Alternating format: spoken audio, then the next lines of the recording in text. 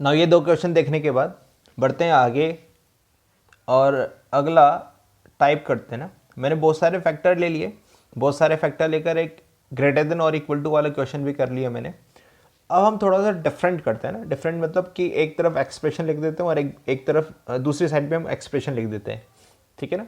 तो एक्सप्रेशन कुछ इस तरह से रहेगा, मतलब ये क्वेश्चन कुछ इस तरह से रहेगा कि x+1 upon x more than 2, ऐसा हमारे पास कोई क्वेश्चन है।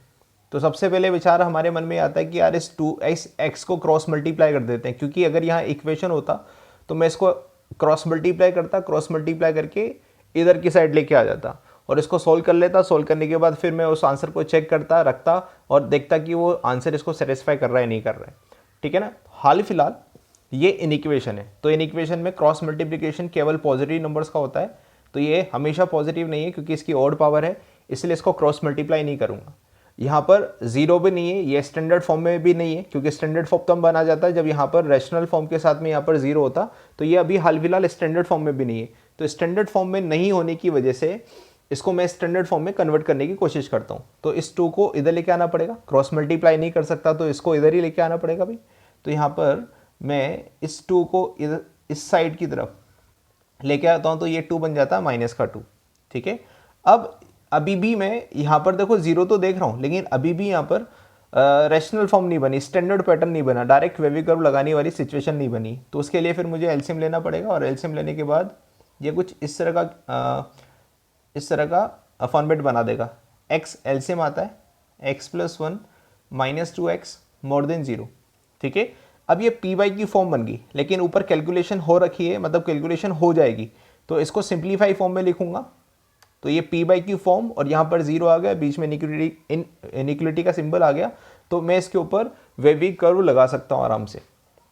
तो सिंप्लीफाई कर देता हूँ, ऊपर बनेगा -x+1 upon x more than 0।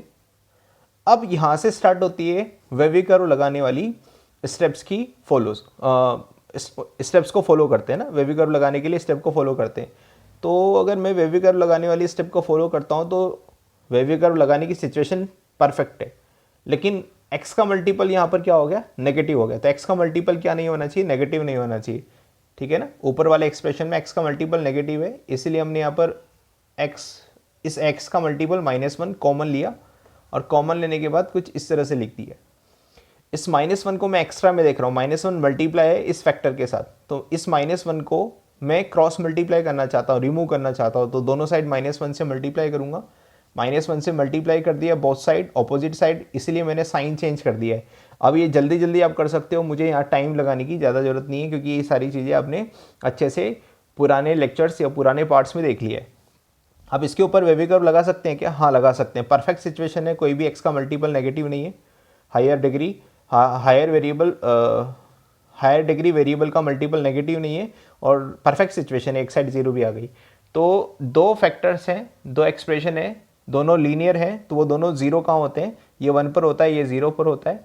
तो 0 और 1 को इंक्रीजिंग ऑर्डर में आपने यहाँ पर शो किया नंबर लाइन पर, प्लस माइनस प्लस आपने नंबर लाइन को अलॉट किया है और आपने देखा कि इस एक्सप्रेशन की वैल्यू क्या है। देखो इस लाइन के जस्ट ऊपर जो लिखा है उस एक्सप्रेशन से आपको लिखना है यहाँ पर जो भी लिखना है, और इसी से आंसर आपको कंसिडर करना है। तो ये एक्सप्रेशन क्या मांग रहा है, लेस देन 0, तो लेस देन 0 मतलब क्या है, x बिलोंग्स टू 0 to 1, ये आपका फाइनल आंसर।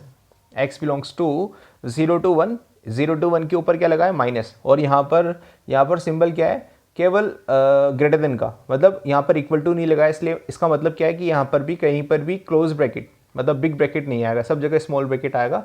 तो इस इनइक्वेशन का फाइनल आंसर क्या है हमारे पास, ये वाला है।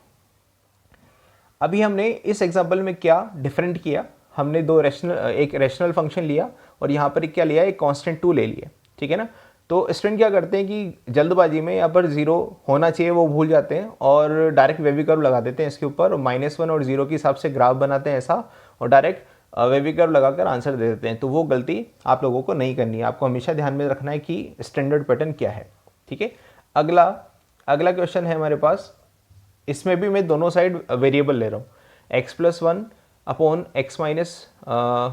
x+2 और मोर देन और इक्वल टू, यहाँ पर लिख रहा हूँ x-2 अपॉन 2x और 2x-1, ठीक है ना।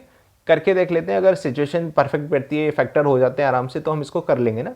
किस कंडीशन से कर लेंगे हम इस सिचुएशन को हैंडल कर लेंगे किसी भी क्वाड्रेटिक की फॉर्म। मैं चाहता नहीं हूँ कि क्वाड्रेटिक बने, इसीलिए हम यहाँ पर इसको, इस क्वेश्चन को, तो हम बोल रहे थे कि मैं चाहता नहीं हूँ कि क्वाड्रेटिक बने, इसलिए हम यहाँ पर एक्स स्क्वायर वाले मल्टीपल को रिमूव करना चाहते हैं। तो यहाँ पर अगर मैं इसको क्रॉस मल्टीप्लाई करूँगा तो 2x² आएगा, और इसको क्रॉस मल्टीप्लाई करूँगा तो यहाँ पर भी 2x² बनना चाहिए, इसलिए मैंने यहाँ पर 2 से मल्टीप्लाई कर दिया है। मैंने ऐसा क्वेश्चन लिया है ना, ज़्यादा आपको विचार नहीं करना है कि हम बस अभी देख रहे हैं कि क्वाड्रेटिक वाले टाइप में नहीं चले जाएं, क्योंकि क्वाड्रेटिक तो पड़ी नहीं, इसलिए हम कोशिश कर रहे हैं कि क्वेश्चन को इस तरह से लें ताकि हमेशा लीनियर बने। तो सबसे पहली बात कि क्या मैं इनको क्रॉस मल्टीप्लाई कर सकता हूँ, तो आपका आंसर आना चाहिए क्रॉस मल्टीप्लिकेशन तो पॉसिबल ही नहीं है। ये x+2 उधर मल्टीप्लाई हो ही नहीं सकता, इसको क्रॉस मल्टीप्लाई कर ही नहीं सकता, क्योंकि x+2 की पावर क्या है, 1 है, क्रॉस मल्टीप्लाई नहीं होगा। 2x - 1 की पावर भी 1 है, तो ये भी क्रॉस मल्टीप्लाई नहीं होगा।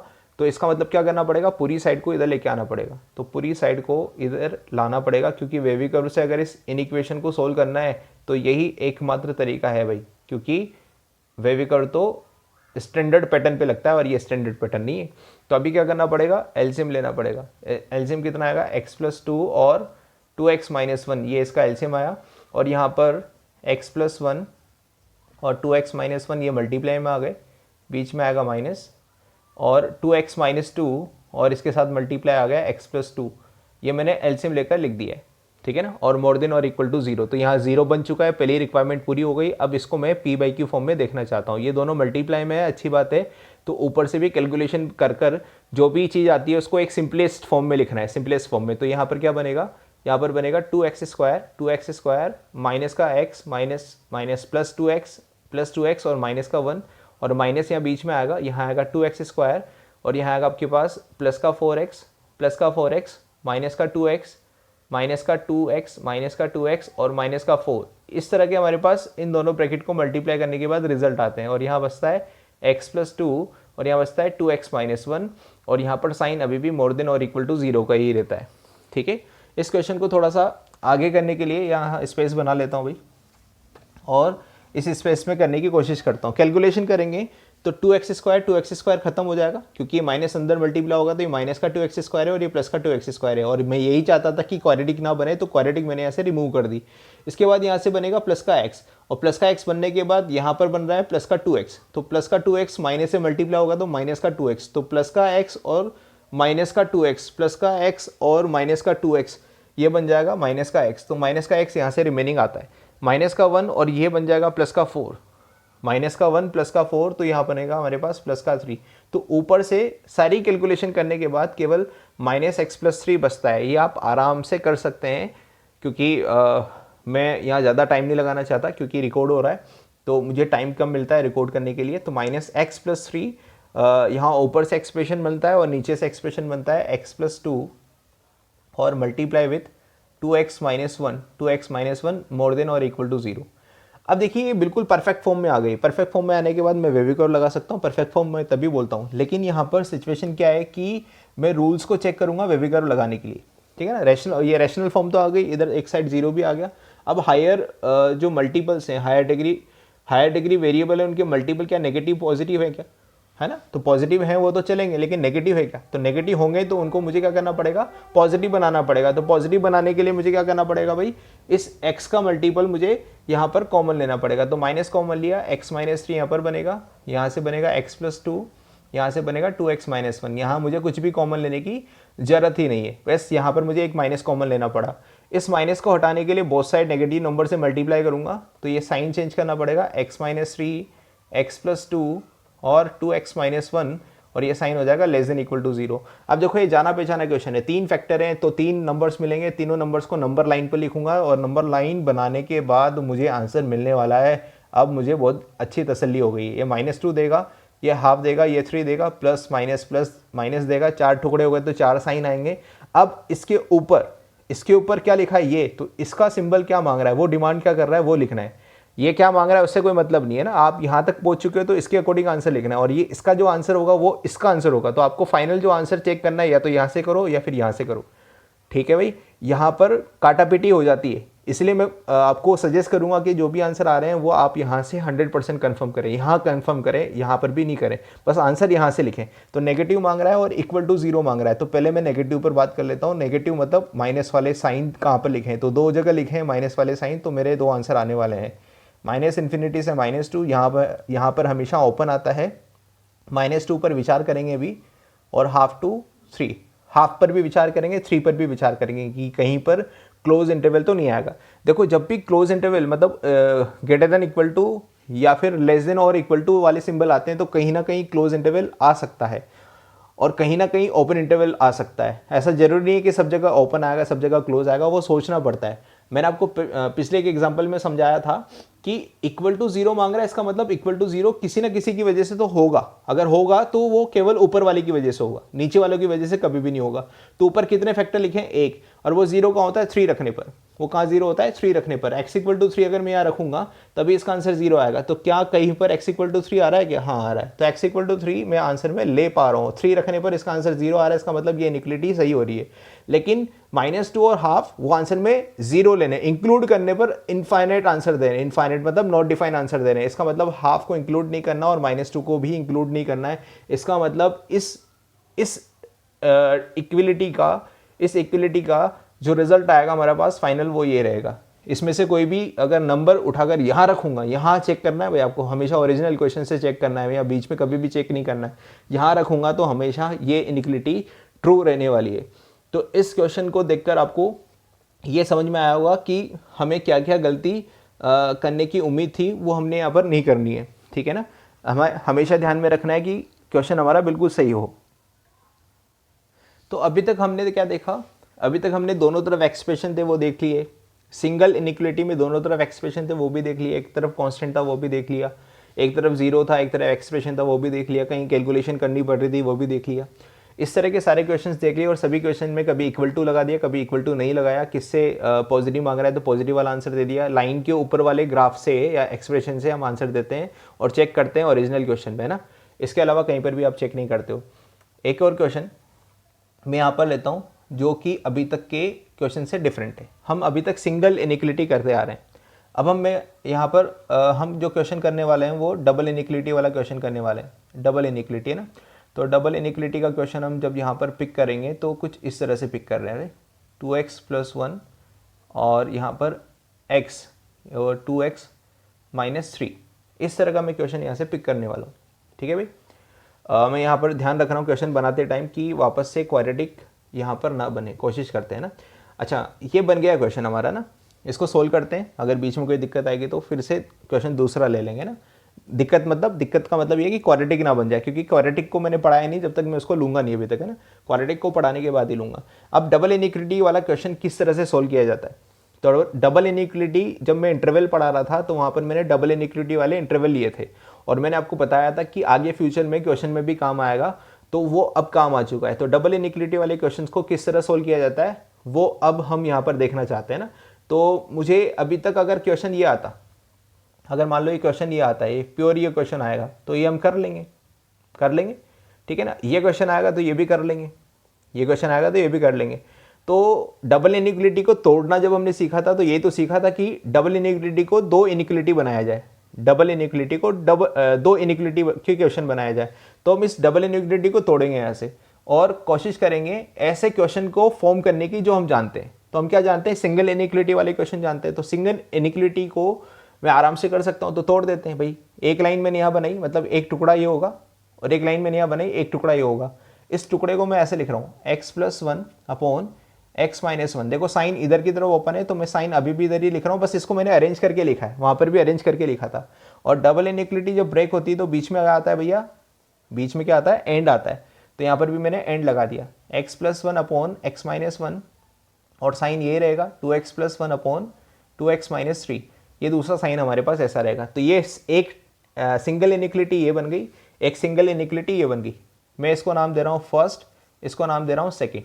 मैं फर्स्ट को सोल्व कर रहा हूँ, है ना, सोल्व फर्स्ट। मैं पहले को सोल्व कर रहा हूँ क्योंकि बोर्ड छोटा है तो मैं एक एक करके दोनों को सोल्व करूंगा और बाद में दोनों का क्या लूंगा, इंटरसेक्शन ले लूंगा, ठीक है ना। मैं फर्स्ट को सोल्व कर रहा हूँ। तो फर्स्ट तो बहुत आसान है, इसमें ये डायरेक्ट स्टैंडर्ड फॉर्म में अरेंज है, मैं इसके ऊपर वेवी कर्व लगा सकता हूँ, इनके मल्टीपल्स भी पॉजिटिव हैं। तो फर्स्ट को सोल्व करने के लिए तो देखो लाइन ही बनानी पड़ेगी डायरेक्ट, -1 और 1, ये -1 पर 0 होता है, ये 1 पर 0 होता है, नंबर लाइन पर शो करना है, 3 टुकड़े हो गए तो 3 सिंबल आएंगे, तो आपको आंसर देना है पॉजिटिव। तो पॉजिटिव आंसर देना है तो x बिलोंग्स टू कितना आ गया, x बिलोंग्स टू आ गया आपके पास -∞ से -1, क्योंकि साइन में इक्वल टू कभी नहीं मांग रहा है, तो सब जगह सारे नंबर्स के ऊपर आगे पीछे कब क्या आएंगे, स्मॉल ब्रैकेट्स आ जाएंगे। प्लस का एक और आंसर है, इसलिए यूनियन और 1 से इन्फिनिटी। तो अभी तक हमने इस इनिक्वलिटी का आंसर दे दिया ये वाला, इस इनिक्वलिटी का आंसर आया भाई ये वाला। यहाँ पर आंसर लिखते टाइम क्रॉस चेक कर लें, 1-2 वैल्यू डाल के देख लें तो आपको आंसर में सेटिस्फेक्शन हो जाएगा। हाँ ठीक है, ये हमारा आंसर आ चुका है। अब हम करेंगे सॉल्व सेकेंड, ठीक है ना, सेकेंड इक्वेशन को सेकेंड इनिक्वेशन को सोल्व करेंगे। तो इस इनिक्वेशन को सोल्व करने के लिए वही 1 में विचार आता है कि क्रॉस मल्टीप्लाई कर दे क्या, लेकिन क्रॉस मल्टीप्लाई में अभी भी नहीं कर पा रहा हूँ। क्रॉस मल्टीप्लाई वाला एक भी क्वेश्चन नहीं कराया मैंने जिसमें वेरिएबल को आपने क्रॉस मल्टीप्लाई किया हो, वो भी हम आगे ले लेंगे। अभी हम क्या कर रहे हैं, इसको वापस वही उसी तरह से सोल्व कर रहे हैं जिस तरह से अभी हमने लास्ट क्वेश्चन सोल्व किया था। पूरे एक्सप्रेशन को उठाकर इधर लेके आते हैं, पूरे एक्सप्रेशन को उठाकर मैंने इधर शिफ्ट किया और उसके बाद मैंने एलसीएम लिया। तो एलसीएम कितना आया मेरा, x-1 और 2x-3, ये मेरा एलसीएम आया। ये x+1, ये x+1 2x-3 से मल्टीप्लाई हो गया। एलसीएम लेना आपको आता होगा, ऐसे मैं उम्मीद करता हूँ।